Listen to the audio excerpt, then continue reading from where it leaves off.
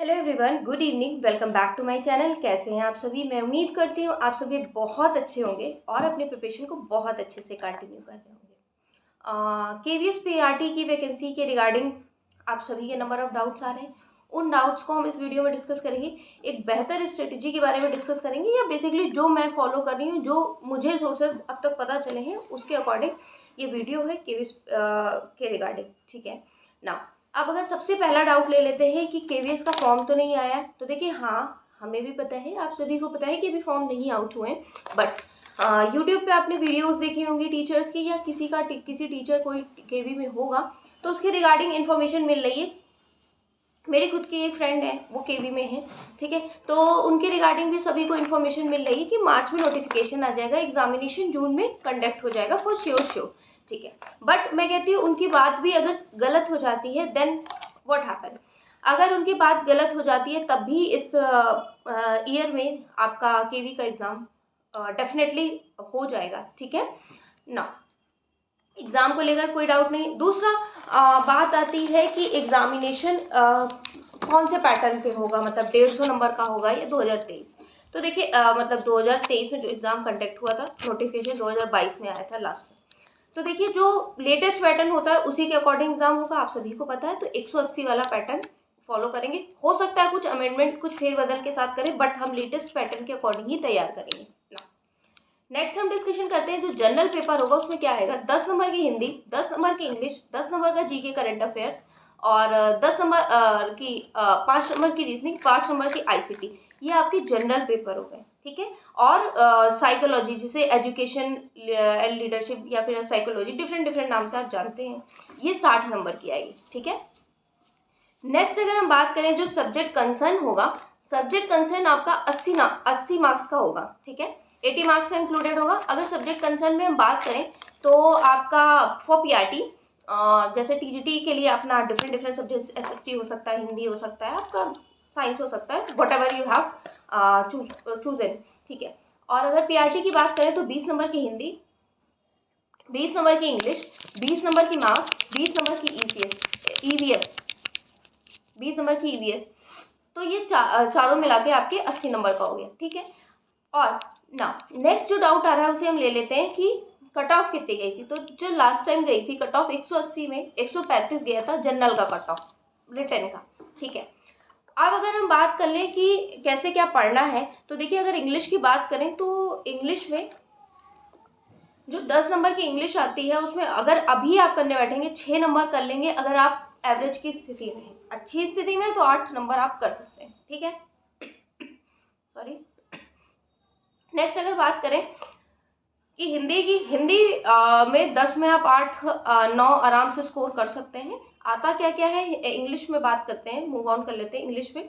Verb, fill in the blanks में verb आ जाती हैं, पैसेज आ जाता है, और क्वेश्चन करेक्ट करने को दिया रहता है, टेंस के अकॉर्डिंग आपको चेंज करने को दिया रहता है।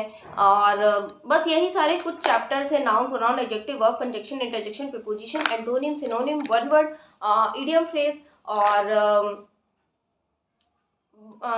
मीनिंग वाले। बस इसी तरीका का आपका पैटर्न होता है। अब बात आती है कि इंग्लिश को पढ़ा कहाँ से जाए।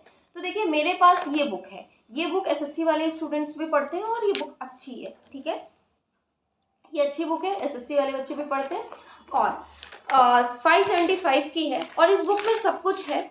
इस बुक से बाहर अब तक पेपर बनता नहीं है। ठीक है, तो ये अच्छी बुक है। ठीक, और मान लीजिए किसी के पास ना हो, मेरे पास अगर ना होती तो आपने 10th में, जैसे मैंने 10th में इंग्लिश पढ़ा होगा या कभी इंग्लिश पढ़ा होगा आपने 10th 12th में, तो आपके पास इंग्लिश की बुक होगी, वहां से आप कर लीजिए। चैप्टर वही, कंटेंट वही होता है। Noun, pronoun, adjective, verb, adverb, conjunction, interjection, preposition, ये सब बदलता नहीं है, किसी भी बुक में सेम रहता है, बस लिखावट सबकी अलग होती है। बदलता क्या है, वोकैब। जैसे वोकैब नहीं है तो कहिएगा, तो इस बुक की वोकैब की पीडीएफ बना के मैं टेलीग्राम पे प्रोवाइड कर दूंगी आपको, जिसके पास ये बुक ना हो उसके लिए फैसिलिटी।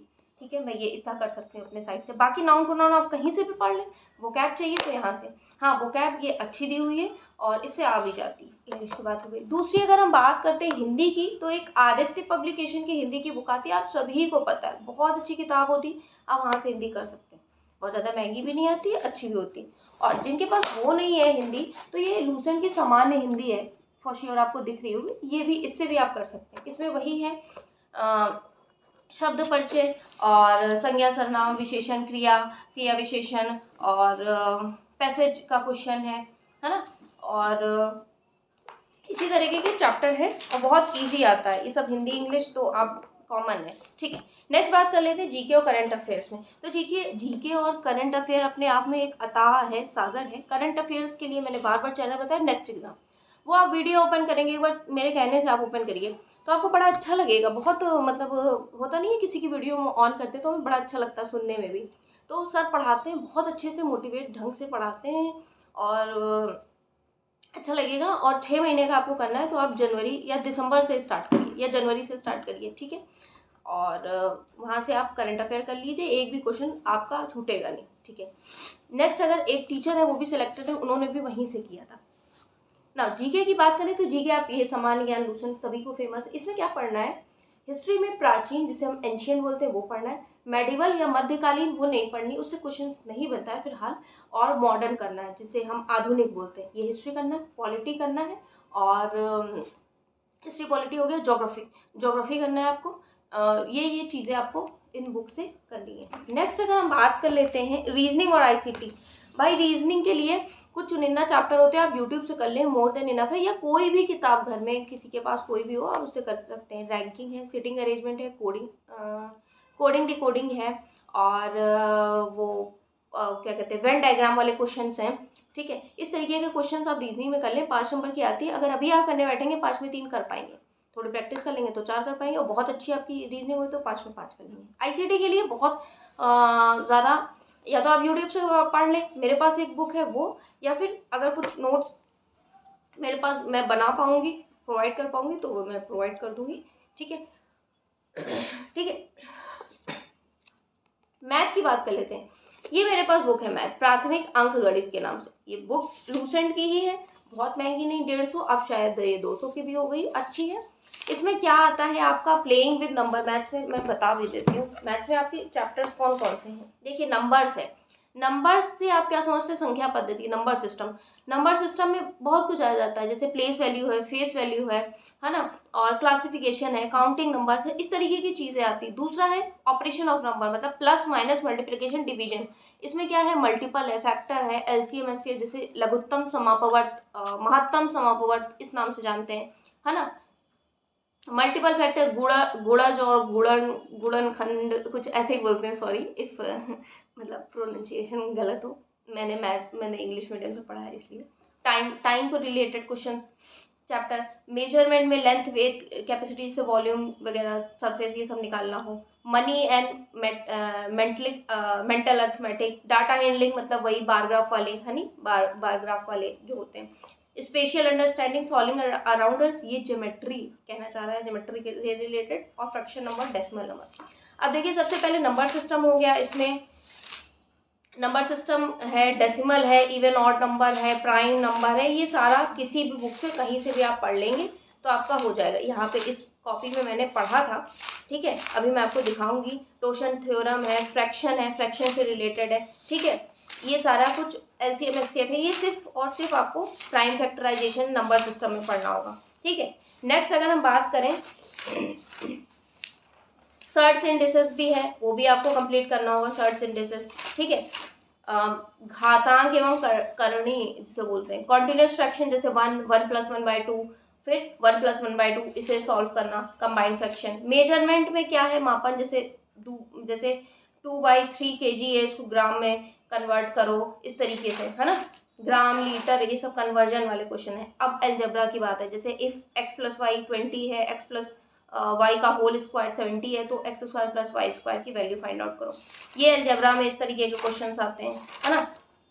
मेजरमेंट में क्षेत्रमिति जिसे आप बोलते हो, इसमें जैसे ट्राइंगल है, रेक्टेंगल है, स्क्वायर है, ये 2D वाले में। 3D वाले में जैसे क्यूबाइड है, घनाभ जिसे आप बोलते हो, कोन है, सिलेंडर है ना।